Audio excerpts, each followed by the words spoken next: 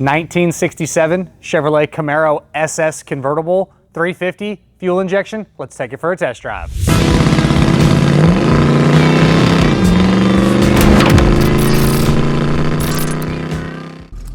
Friday afternoon in a 1967 Chevrolet Camaro Convertible Super Sport. And this is a real documented Super Sport 67 Camaro, which is really cool. On a 67, the cowl tag tells you that it is a SS car. The code is 4P, which is clearly on the cowl tag. This does not have the code for the RS on the cowl tag, so the RS equipment was added at some point, but this is a true SS 67 Camaro convertible, which is super badass. The driveline that's in it is a non-original 350, very strong running motor. We're going to give it a second to warm up. You do have a 3-speed automatic transmission. I believe this one's a turbo 400. And then you do also have upgraded Sniper EFI. For me, the usability of the Sniper for your regular driving, your non-crazy high horsepower setups, just for usability, for a just kind of a regular EFI system. I don't know if it gets any better than the Sniper. So you turn the key, let the Sniper warm up for a second, and then you crank it and it fires up and it runs awesome right off of a cold starter off an idle. So those Snipers are great. You have an upgraded aluminum radiator on the exhaust system. You have a really nice set of long tube headers, full aftermarket dual exhaust, Magnaflow style mufflers, and then tailpipes coming out the back. As you can see right now, we're cruising about 65 or so miles an hour. The speedo works, but it's off a little bit due to the new wheels and tires. You have power steering, power front disc brakes, and it's a really easy Camaro to drive. As you can see, we're really not fighting it at all. Cruises down the road really, really well. It's an easy car to drive. On the interior, it's code 760, which is your standard black interior. Your buckets, your center console, door panels, dash, all that stuff looks great. You have nice carpet, nice mats. Nothing is brand new in here. I'd say the car was cosmetically interior and exterior done a while ago. The only complaint I have is the inside portion of the convertible top is kind of torn and coming loose. The outside portion of the top is nice, but the inside can really stand to be done. Visors, the very edges of both the visors are kind of coming undone a little bit. And then the carpet is cut just a little bit short over there on the kick panel on the passenger side. You could probably pull it and tuck it up underneath the kick panel a little bit better. You do have the aftermarket Sniper digital screen, which is mounted to the console here. That is the tack that I have listed as working. I'll show y'all on the video here, so I can't lift it that far, but you can pick through your digital displays on the Sniper. You have a tack, all kinds of different stuff on there, and you can pick the different gauges that you want. So as far as temp gauge goes, you're going to want to use that one. That's going to be the accuracy of the gauge. It's going to be the Sniper screen. The factory tack in the car, I don't know if y'all saw when we started driving, the factory tack was working, but it's intermittent, so now the factory tack is just kind of bouncing around a little bit. But you do have a tack on the Sniper screen, which is functioning. A couple other small things are not working on this particular Camaro. As far as the does it work section goes, your horn doesn't do anything. The fuel gauge is reading past full, so it's probably going to need a new sending unit. This is a non-AC car, but it does have the heat. The heat is all hooked up. Unfortunately, the blower motor is not doing anything. I would personally go with a vintage heat and AC setup. That's going to get you air and heat. But the heater core is hooked up. I just don't know the condition of it because the blower motor does not work. Put my flashers on so this guy can go around me here. A couple other little things is the washer fluid sprayers do not spray any fluid. Just rehashing here, you will find the Does It Work section posted on the website pcclassiccars.com in the additional informations tab. So fuel gauge is not reading right. The factory tack is intermittent, but the tack on the Sniper screen does work. The radio is not wanting to do anything. I'd go with a retro style radio. That's really simple. The heater does not do anything because the blower motor doesn't come on, and then the washer fluid sprayers don't spray any fluid.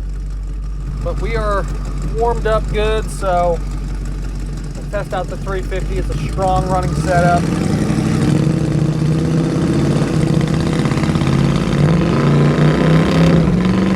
Good positive shifts.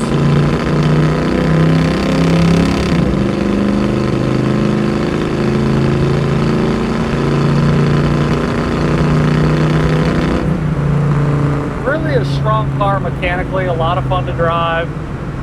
On the underneath, I always worry about convertibles just because they get a lot worse rust, but this one is very solid. The floors, the frame rails, all that stuff looks good. Has had a trunk pan done, but they did a nice job. It's good and solid underneath the mat back there. On the exterior, it is code Y, which is butternut yellow. Paint quality looks good. Again, probably redone the same time as the rest of the car a number of years ago. Has some little reaction bubbles on the hood, other little miscellaneous little touch-ups and flaws kind of around the car. With the doors open and closed nice.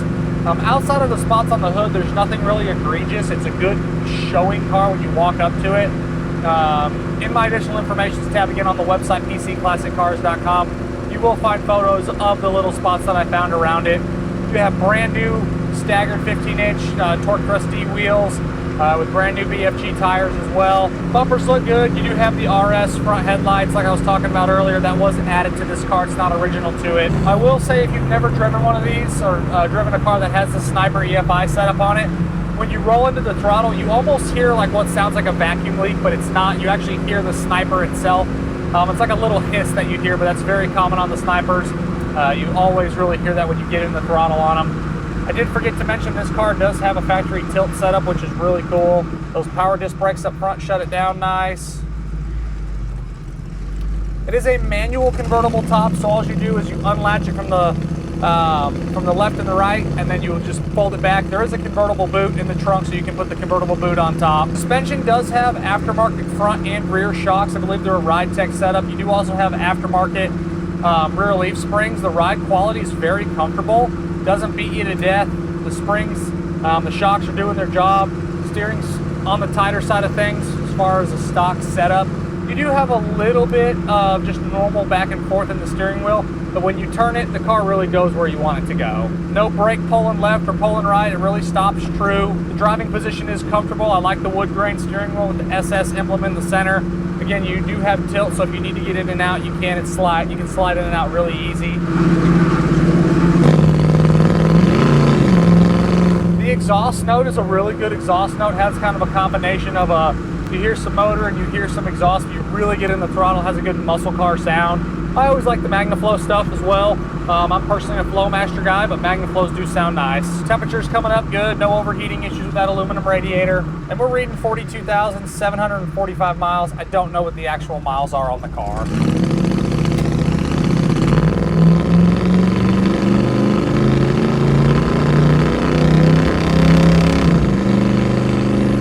As far as your glass goes, the windows roll up and down like they should outside of that passenger side rear window. Needs a little bit of an assistance going up and down. The back glass does have some wrinkles in it, being that the convertible top is quite a bit older.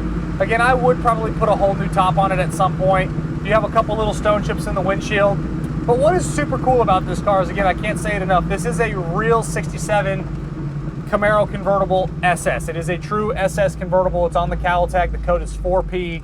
And it is a real butternut yellow car.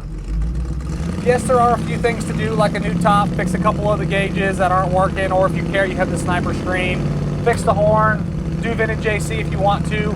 But for the price point being a real SS convertible, it's a great car. It drives nice. It's very solid underneath. It's a hard car to buy in this price point. You can go buy SS Camaro convertibles all day long that are 70, 80 grand that are fully gone through. But then you don't want to drive them because they're so nice. This car you can be very proud to own. It is nice enough to take to your local shows, local cruisings, be very proud to have it. But if you do get a little stone chip, it's not going to be the end of the world. Inside the trunk's real clean. It's all detailed out back there. Same thing with the engine bay. I really like how they did the engine bay. You have the aftermarket valve covers. Air cleaner looks good. Again, this is not the original numbers matching motor, but it performs well. You have the upgrades in there like we talked about, the headers. You do have the aftermarket aluminum radiator. Charging system's doing its job. Battery checks out good. Do have a couple little fluid leaks, a little bit coming from the power steering setup, and then a little bit of a drip from the bottom of the motor. You're going to get that from any old car, especially if they're not regularly being driven, but it wasn't enough to warrant replacing any seals. So just know there might be a couple little drips after driving it some.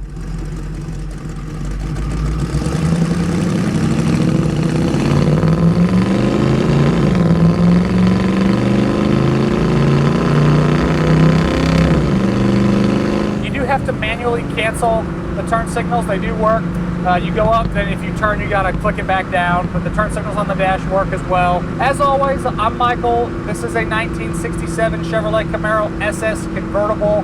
350 automatic transmission, Sniper EFI. From myself and everybody else here at PC Classic Cars, we appreciate y'all stopping in to watch another one of our test drive videos. Check out the content across all of the social platforms. Check out that additional information tab on the website again, PCClassicCars.com, and we'll catch you guys on the next video. Have a great upcoming weekend.